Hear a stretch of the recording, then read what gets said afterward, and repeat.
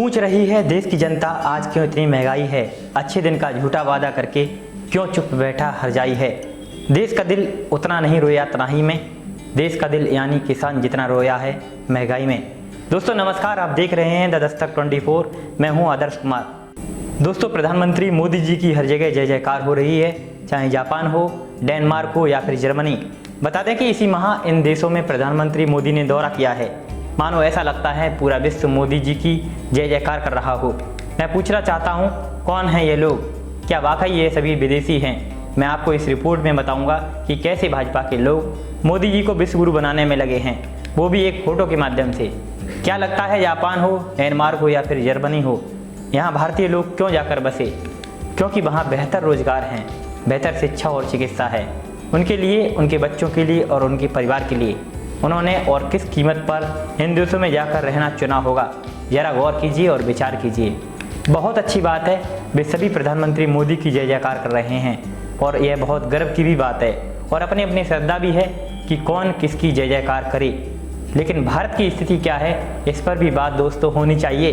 भारत की मोदी सरकार ने अपने 8 साल के कार्यकाल में भारत को विश्व गुरु बना दिया है, तो जरूरी है इस पर चर्चा हो, जरूरी है इस बात को खोदा जाए, क्योंकि आजकल भारत में खुदाई के मामले ट्रेंड में हैं। हर जगह मस्जिद और मंदिर खोदे जाने चाहिए ताकि हकीकत सबके सामने आए। गजब है कैसे कैसे मामलों में भारत को उलझा रखा है। दोस्तों यहाँ जानना जरूरी है कि जहाँ जहाँ विदेश में प्रधानमंत्री मोदी का दौरा होता है तो वहाँ के दूतावास लोगों को मोदी से मिलने की व्यवस्था करते हैं और 1000, 2000 या 5000 लोग आते हैं, जिसे भारत की मीडिया लाखों में दिखाती है। और यहाँ इस तरह के वीडियो और तस्वीरें लाई जाती हैं। देखिए कि कितना शोर है और कितने मोदी के चाहने वाले हैं। पूरी दुनिया में मोदी की जय जयकार हो रही है। यहाँ यह भी ध्यान देने की आवश्यकता है, भारत कई देशों के लिए बहुत बड़ा मार्केट है। यहाँ की जनता विदेशों के प्रोडक्ट पर डिपेंड है, इसलिए विदेश भारत को मार्केट के हिसाब से ट्रीट करते हैं। क्योंकि भारत के नेताओं में अपनी तो ताकत है नहीं कि खुद के रोजगारों को बढ़ाएं और खुद के उद्योगों का निर्माण करें और यहाँ पर खुद का माल बनाएं और लोगों को रोजगार दें, देश में तैयार माल देश में ही बेचें। तो मैं आपको बताता हूं कि फिलहाल जापान का यह दौरा बहुत चर्चा में है। यहाँ क्वाड की बैठक हुई है। दोस्तों क्वाड भारत, अमेरिका, जापान और ऑस्ट्रेलिया का एक समूह है। साल 2007 में पहली बार इसका विचार आया था। जापान ने क्वाड बनाने की अपील की थी। प्रधानमंत्री मनमोहन सरकार थी उस समय यह क्वाड बना और इसका मकसद सामरिक रूप से अहम हिंद प्रशांत क्षेत्र में चीन की बढ़ती सैन्य मौजूदगी के बीच प्रमुख समुद्री मार्गों से किसी भी प्रभाव से मुक्त करने के लिए एक नई रणनीति विकसित करना था। यह बात किसी से छुपी नहीं है कि चीन महाशक्ति है और एशिया में वह सबसे बड़ी पावर है और चीन एशिया से हटकर दूसरे महाद्वीपों में भी अपना वर्चस्व कायम कर रहा है। अमेरिका, जापान चीन की बढ़ती हुई ताकत से टेंशन में है, इसलिए भारत के साथ मिलकर क्वाड के माध्यम से आगे की रणनीति बनाने की कोशिश हो रही है।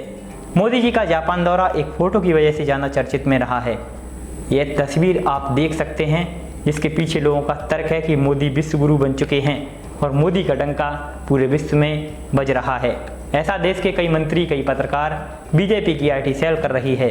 यहाँ बता दूं कि पत्रकारों का काम जयकारा लगाना नहीं होता है, लेकिन कई देश के नामी पत्रकार मोदी की इस तस्वीर को लेकर जयकारा लगा रहे हैं और कई बार मोदी में होते हुए भी दिखे हैं।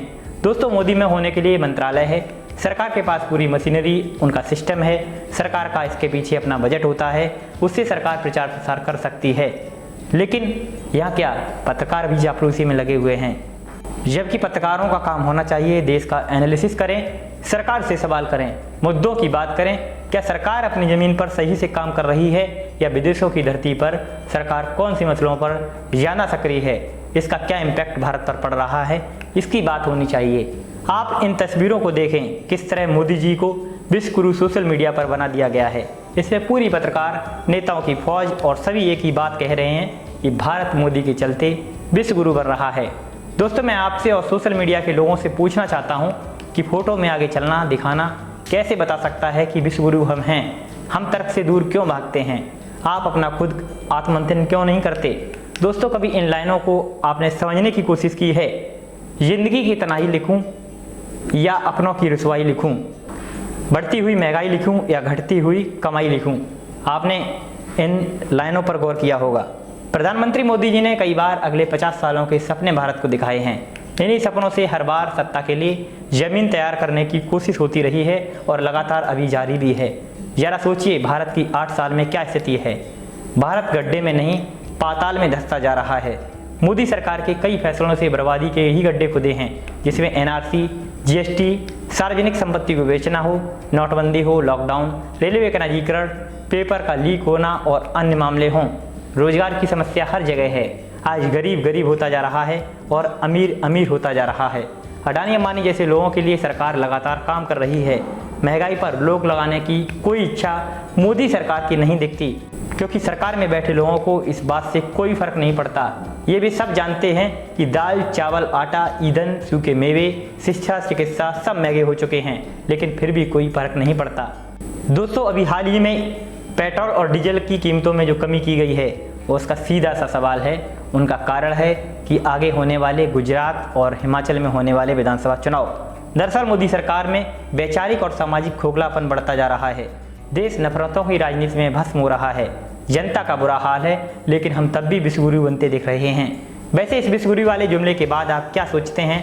इससे कोई फर्क नहीं पड़ता। दिखाई गई फोटो में अमेरिका, ऑस्ट्रेलिया, जापान और भारत के राष्ट्राध्यक्ष मौजूद हैं। इंटरनेट पर यह तस्वीर जंगल में आग की तरह वायरल की जा रही है। तस्वीर बहुत साधारण है और सीढ़ी से नीचे उतरते पीएम मोदी और क्वाड शिखर सम्मेलन में आए अन्य नेताओं की है। अब सवाल होगा कि इस तस्वीर में खास क्या है? जवाब है प्रधानमंत्री मोदी का सबसे आगे रहना और जापान के पीएम फुमियो किशिदा का उन्हें कुछ बताना। तस्वीर में पीएम मोदी के ठीक पीछे अमेरिका के राष्ट्रपति बाइडेन भी हैं, जो किसी मुद्दे पर ऑस्ट्रेलिया के प्रधानमंत्री एंथनी से बातचीत करते हुए दिखाई दे रहे हैं।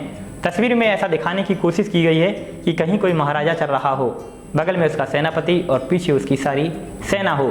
तस्वीर सामने आने के बाद चाहे वो भाजपा के नेता हों, राइट विंग समर्थक हों या फिर भारतीय मीडिया हो, सब वाहवाही में लगे हैं। जैसा आपने देखा, कहा जा रहा है कि यह भारत के नए युग की तस्वीर है, विश्वगुरु की तस्वीर है। गजब है दोस्तों। मान लीजिए कल कहीं किसी और इवेंट में जहां दुनिया के सभी देश मौजूद हों, एक ग्रुप फोटो खींचे और उस फोटो को अपने फ्रेम के लिए फोटोग्राफर पीएम मोदी की जगह किसी और को खड़ा कर दे और प्रधानमंत्री मोदी को पीछे खड़ा कर दे, तो क्या वो तमाम लोग जो आज आगे चलने के कारण प्रधानमंत्री मोदी की शान में कसीदे पड़ रहे हैं, तब उस वक्त भी इतने ही सहज रहेंगे? उपरोक्त सवाल का ईमानदारी भरा जवाब क्या होगा, इसे हम भली प्रकार से जानते हैं। साफ है कि अगर एक तस्वीर में आगे होने के कारण प्रधानमंत्री को चने के झाड़ पर चढ़ाया जा रहा है, खुशफहमी पाली जा रही है, तो इससे किसी और का नहीं बल्कि हमारा खुद का नुकसान है। अंत में हम बस यह कहकर तमाम बातों को विराम देंगे कि अपने को खुश करने के 1000 से ऊपर तरीके आज के समय में हम इंसानों के पास हैं। रही बात एक देश के रूप में भारत की, तो जिस देश की सभ्यता प्राचीन है, जो संस्कारों के हिसाब से विश्वगुरु प्राचीन काल से है, उसे प्रमाण देने के लिए जापान से आई तस्वीरों की ज़रूरत हरगिज नहीं है। दोस्तों, यह रिपोर्ट आपको कैसी लगी हमें कमेंट्स बॉक्स में बताएं और इसे शेयर ज़रूर करें, ताकि और लोग भी हमसे वाकिफ हो सकें, हमसे जुड़ सकें। साथ ही आप सवाल करना बिल्कुल भी मत भूलिए, क्योंकि सवाल नए नए मुद्दों को जन्म देते हैं। चैनल को अधिक से अधिक सब्सक्राइब करवाएं। नमस्कार।